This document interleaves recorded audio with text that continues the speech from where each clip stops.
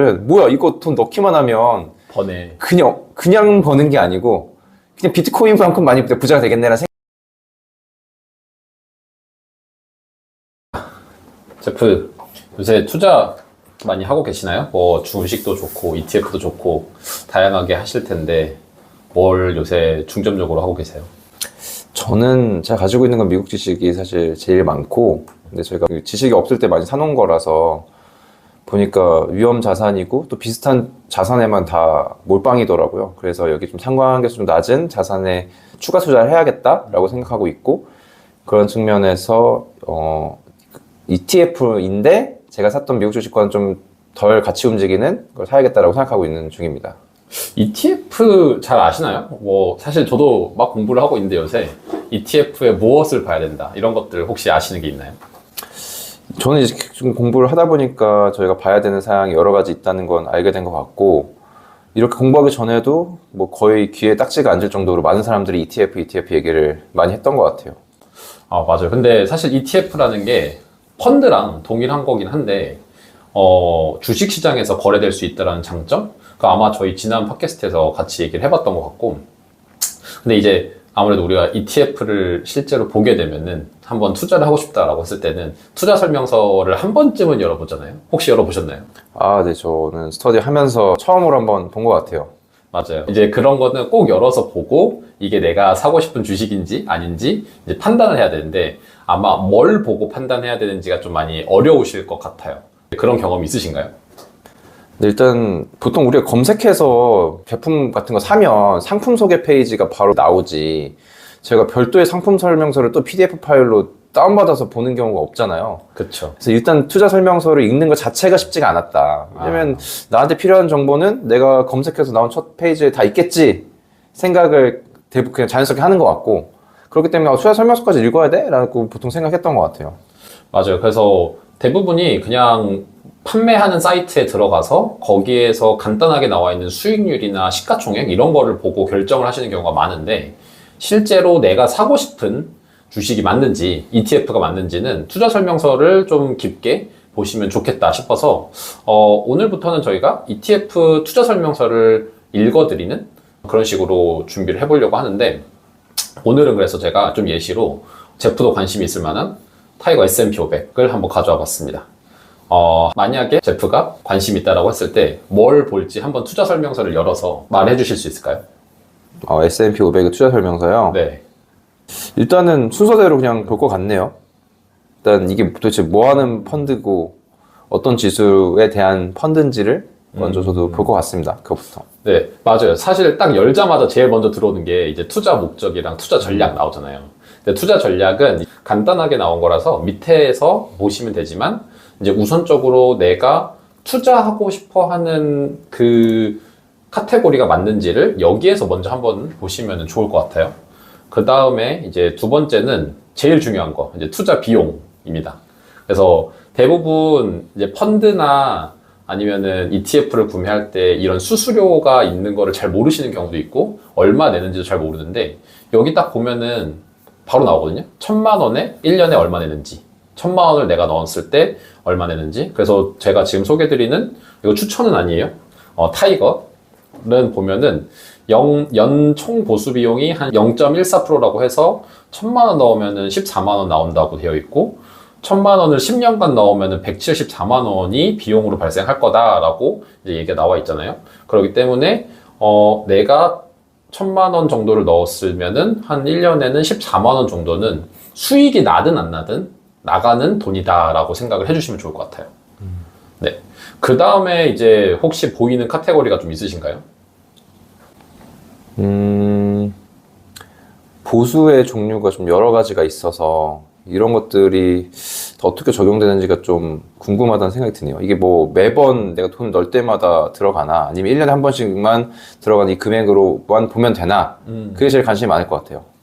사실 여기에서 카테고리를 보면은 뭐 판매 수수료, 총 보수 뭐 이렇게 되어 있는데, 이거는 이제 밑에 좀 내려가 보면은 이 펀드가 어떻게 운영이 되는지에 대한 설명을 보면은 좀 더 좋을 텐데, 사실 그 구조를 이해하기 조금 어렵거든요. 근데 다만 좀 설명을 드려보면은, 판매 수수료는 이 펀드를 판매해 줄 때 받아가는 수수료겠죠. 그래서 만약에 ETF를 은행에서 구매했다라고 하면 은행에서 판매 수수료를 받아갈 수 있는 거고, 그 이외에 총 보수는 이 펀드를 운영하는 타이거, 미래에셋에서 운영하는 수수료로 받아가는 돈일 거고, 그 다음에 이제 지정 참가 회사 보수 뭐 이렇게 되어 있잖아요. 이런 거는 이 펀드를 ETF를 운영할 때 보면은 시장가가 얼마인지를 매일매일 계산해주는 회사들도 있고, 또 이렇게 직접 대행으로 이제 샀다 팔았다 해주는 회사들이 껴있거든요.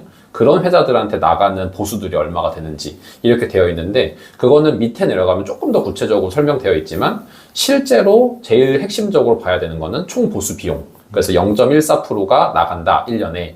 이거는 아시면 좋을 것 같고, 그리고 보통 이게 어떻게 그런 보수를 떼가냐라고 하면은, 제프가 주식시장에서 ETF를 구매를 하시잖아요. 그러면은 그날 시장이 끝날 때 그날의 시가총액을 확정을 짓고, 그 시가총액에서 항상 정해져 있는 비율로 매일매일 1분할을 해서 돈을 떼간다, 수수료를 떼간다, 이렇게 이해하시면 돼요. 그래서 매일매일 떼가기 때문에 1년간 운행을 하고 이렇게 떼가는 게 아니라 하루하루 떼서 나가기 때문에 내가 투자한 기간 동안에 맞춰서 돈이 나갈 거다라고 이해를 하시면 좋습니다.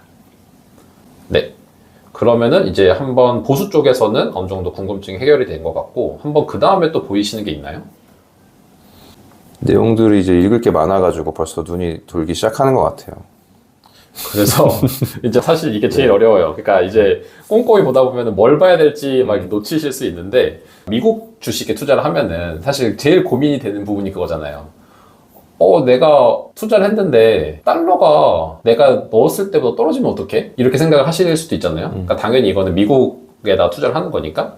그래서 이러한 주식은 환해치 여부를 보시는 게 좋아요. 그래서 보통 환해치를 할 경우에는 ETF 뒤에다가 H라고 붙여놓고, 만약에 안 할 경우에는 그냥 노출을 한다라고 적혀 있는데, 제가 보여드리는 이 상품은 보면은 해지를 안 하기 때문에 H가 안 붙어 있고 환 노출을 하는 전략이다라고 생각을 하시면 좋을 것 같아요. 근데 뭐 사실 어떤 게 좋다 안 좋다라고 얘기는 할 수 없지만, 환 해지를 할 경우에는 수수료가 들거든요. 왜냐면 해칭을 하기 위해서 누군가가 껴야 되고, 그래서 비용이 더 높게 올라가기 때문에 사실 저는 그래서 환 노출을 하는 편입니다. 그냥 오르면 오르는 대로, 떨어지면 떨어지는 대로 그만큼의 수익을 보자라고 생각을 하는 거기 때문에, 저는 환 해지를 하지 않은 상품인 이 상품을 선택을 했고, 그래서 환 해지를 안 했다라고 보면 되는데, 만약에 본인은 그게 좀 불안하다라고 하면은 뒤에 H라고 붙은 상품을 선택을 하시면 되겠죠. 네. 그 다음에 조금 내려오다 보면은 혹시 보이시는 게 있나요? 아까 위에서 언급한 건데. 무엇일까요? 투자 전략 및 위험 관리라고 해가지고, 네. 이제 실제로 어떻게 운영이 되고 있는지를 이제 조금 더 자세히 설명을 해주거든요.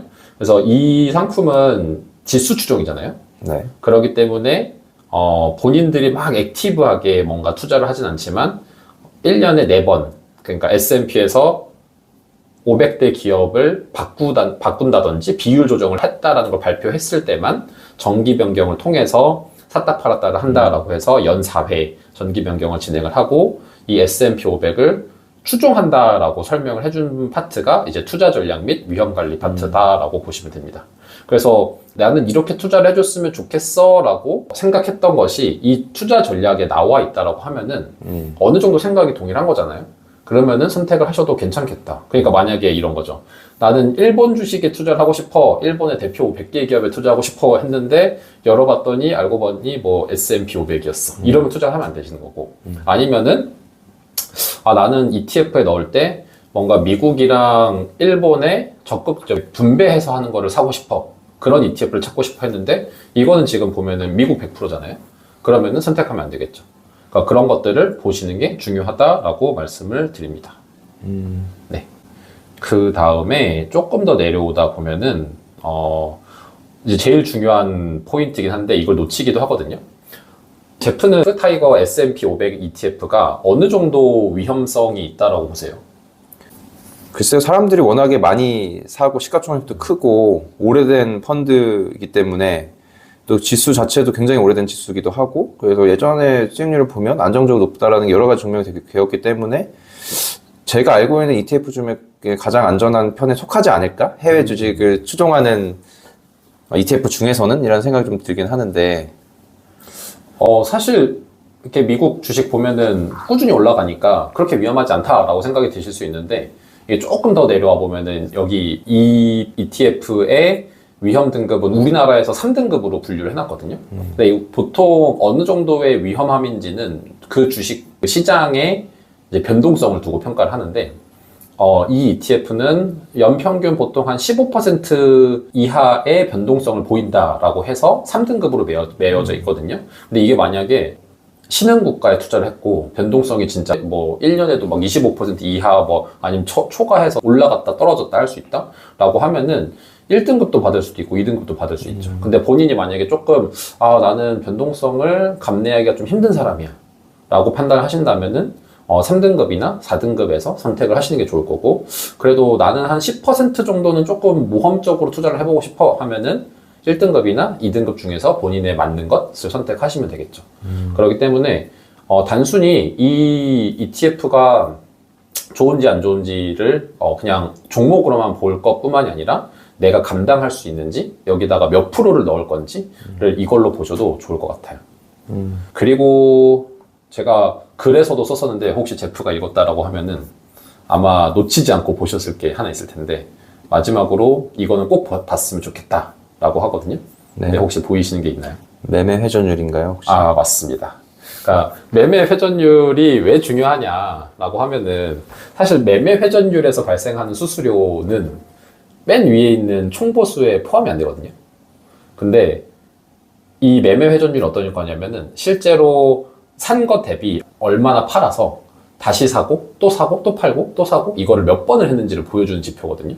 그래서 보면은 지금 타이거 ETF는 한 25% 정도 매매 회전율이 나왔다라고 하잖아요. 그러니까 이거는 뭐 동종 유형에 비해서 조금 높다라고 볼 수 있는데, 이 ETF 자체는 아까 말씀드렸듯이 액티브가 아니라 패시브니까 아마 S&P에서 바꾸는 거에 맞춰서 바꾸다 보니까 한 25%가 나왔을 수는 있다라고 생각하거든요. 근데 만약에 동일한 S&P 500 ETF인데 이 매매 회전율이 막 100%, 200% 넘어간다. 만약에 그렇다고 하면은 운영자가 뭔가 문제가 있을 수 있는 거예요. 뭔가 자꾸 실수를 했다거나. 그렇기 때문에 그런 ETF나 그런 펀드는 피하시는 게 좋다라는 걸 말씀을 드리고, 근데 매매 회전율 같은 경우는 파생 상품이거나 아니면은 주식을 직접 거래하는 상품이 아니면은 또 볼 수 없는 지표긴 하거든요. 그래서 있을 때는 꼭 확인을 하셔라. 그리고 이거를 낮게 가져가는 비율이 저는 좋다라고 추천을 드려요. 근데 이제 액티브 펀드인 경우에는 또 아닐 수도 있겠죠. 적극적으로 샀다 팔았다를 하면서 수익을 낼 수 있다라고 하면은. 근데 저는 개인적으로는 매매 회전율을 낮게 가져가는 회사가 더 좋다라고 판단합니다. 매매 회전율 같은 경우에는 당해 연도 아니면 회계 연도 기준일까요? 아니면 지금까지 일어난 모든 주식 매수 매도에 대한 그 지표일까요? 이거는 매년 1년치를 평가를 해가지고 보여주는데, 그걸 어떻게 보시면 되냐면은 단순히 이렇게 매매 회전율이라고 빼놓은 거 말고 위에 올라가 보면 그 주식에서의 재무제표를 보여주거든요. 그럼 매년 어떻게 운영이 됐는지가 보여요. 그래서 매년마다 매매 회전율이 어떻게 나오는지 볼 수 있기 때문에 1년마다 어떻게 변화해 나가는지 그거는 꼭 추적을 하시고, 그러니까 만약에 내가 타이거 ETF에다가 넣었어요. 근데 1년 차 때는 운영을 꽤 잘한 것 같은데 2년 차 때는 이상하게 매매 회전율이 높아지고 수익률이 안 나와. 그러면 고려를 하셔야겠죠. 이 금융상품을 팔고 다른 ETF로 넘어갈 것인지, 아니면은 또 동일한 S&P 중에서 다른 회사 걸 넘어갈 건지, 이거는 판단을 하는 좋은 지표가 될 수 있다라고 보시면 됩니다. 네. 오늘 여기에 대해서 여러 가지 말씀해 주셨는데, 처음에 우리 그런 얘기 했었잖아요. 투자 설명서를 왜 읽어야 되냐? 그렇죠. 라고 얘기를 했을 때 제가 이거 보면서 느꼈던 점이, 투자 매매서, 투자 계약서 전에 있는 그냥 홈페이지에서 ETF를 검색을 하면 최근 뭐 1년, 최근 6개월 수익률, 위험도 이 두 가지 정보만 보통 나와 있거든요. 맞아요. 근데 보통 우리가 투자를 하게 되면은 최근 6개월 전 시장 상황이 좋았으면 어떤 ETF는 다 수익률이 높게 나오고, 만약에 안 좋았으면 되게 좋은 ETF임에도 불구하고 최근 수익률은 낮게 보이고 할 수가 있어요. 근데 그 왜곡이 얼마나 크냐면, 어떤 ETF들을 검색을 하면 수익률 순서대로 또 필터링 할 수가 있거든요. 그러면 수익률이 막 70%이래요. 그럼 저처럼 잘 모르는 사람들은 뭐야 이거 돈 넣기만 하면 버네. 그냥 버는 게 아니고 그냥 비트코인만큼 많이 부자가 되겠네라는 생각이 자연스럽게 들거든요. 근데 보통 그게 재현이 안 된다라는 게 중요한 게 말씀하신 대로 보통 ETF 상품들이 위험도가 있는 상품들이 대부분이라서 일시적으로 좋은 거고 일시적으로 안 좋은 걸 수 있는데 착각하기가 너무나 쉽다. 맞아요. 그래서 그것만 보고 하기에 너무 불안전한 정보이기 때문에 ETF 직접 구매하는 경우에는 무조건 읽는 게 일단은 중요하겠다라는 생각이 맞습니다. 들더라고요. 네, 사실 꼭 읽어라 라고 말씀을 드린 이유는 방금 제프가 말한 것처럼 그냥 그것만 보면은 와, 이거 수익률이 막 70%야, 30%야 이러면 좋아 보이잖아요. 그러면 그 이름만 찾아가서 사거든요. 근데 그 옆에 아까 말씀드렸던 것처럼 H가 붙어 있기도 하고, 뭐 TR이 붙어 있기도 하고, 뭐 다양하게 붙어 있는데, 그거의 의미를 모르는 상태에서 투자가 들어가면은, 알고 보니 레버리지가 있을 수도 있고, 알고 보니 파생이 있을 수도 있어요. 그러면은 내가 생각하지 못한 손실률이 뜰 수도 있거든요. 그리고 아까 보여드린 것처럼 이 ETF의 위험 정도, 그게 이제 아까 그 등급으로 말씀드렸듯이 이건 3등급인데, 알고 보면은 70% 수익을 낸 주식은, ETF는 매우 높은 위험 1등급에 들어가 있을 수 있거든요. 그러면은 이 변동성이 25%를 초과한다는 거예요. 그러면 정말 손실이 떴을 때 내가 힘들어질 수가 있잖아요. 그래서 그런 거를 보기 위해서 이런 것들을 잘 보고, 이거는 조금 위험한 거니까, 그러니까 제가 말씀드리고 싶은 건 위험한 거니까 사지 마라가 아니라 위험하니까 내 포트폴리오에 몇 % 비중으로 들어가야 되겠다. 이런 것들을 판단하기 위해서 꼭 보셨으면 좋겠다라고 말씀을 드리는 거고, 마지막으로 이제 드리고 싶은 이제 포인트, 타이거 S&P에서는 수익자에 대한 과세율이라고 해서 지방소득세 15.4%를 떼가거든요. 근데 보통 외국에다가 투자하는 ETF는 배당소득세 형식으로 해서 이제 이 15.4%를 떼가는데, 제가 제프에게도 질문을 던지면서 또 저희 시청자에게도 말씀을 드리고 싶은 거는, 어디다가 투자를 하면은 이 15.4%를 과세 이연을 받을 수가 있거든요.